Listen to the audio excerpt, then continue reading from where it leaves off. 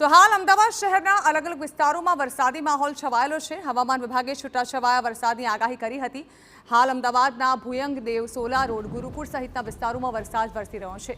બપોરની આખરી ગરમી બાદ વિવિધ વિસ્તારોમાં ધીમી ધારે વરસાદની શરૂઆત થઈ છે। આજે ઉત્તર મધ્ય અને દક્ષિણ ગુજરાતમાં વરસાદની આગાહી કરવામાં આવી હતી।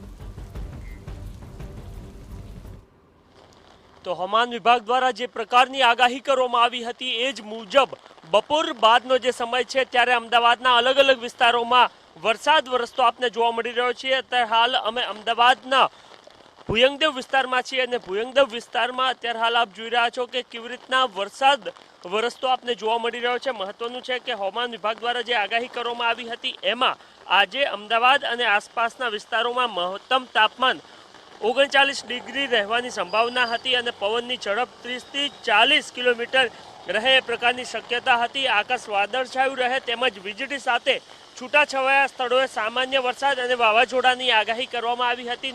એ જ મુજબ અત્યારે હાલ અમદાવાદમાં વરસાદ વરસતો જોવા મળી રહ્યો છે। આગામી 8 જૂન સુધી રાજ્યમાં ઉત્તર ગુજરાત, મધ્ય ગુજરાત, દક્ષિણ ગુજરાત તેમજ પૂર્વ અને પૂર્વી દક્ષિણ સૌરાષ્ટ્રના જિલ્લામાં છૂટાછવાયો વરસાદ વરસી શકે છે અને એ જ મુજબ આજે અમદાવાદમાં બપોર બાદ વરસાદ વરસતો આપને જોવા મળી રહ્યો છે। મહત્વની વાત એ પણ છે કે આજે અમદાવાદમાં આઈપીએલની ફાઇનલ છે અને આ અગાઉ જ્યારે ક્વોલિફાયરની મેચ હતી ત્યારે પણ વરસાદ વિલન બન્યો હતો અને આજે લગભગ 7.5 કલાકની મેચ શરૂ થવાની છે। એ પૂર્વે અલગ અલગ વિસ્તારોમાં વરસાદ વરસતો જોવા મળી રહ્યો છે।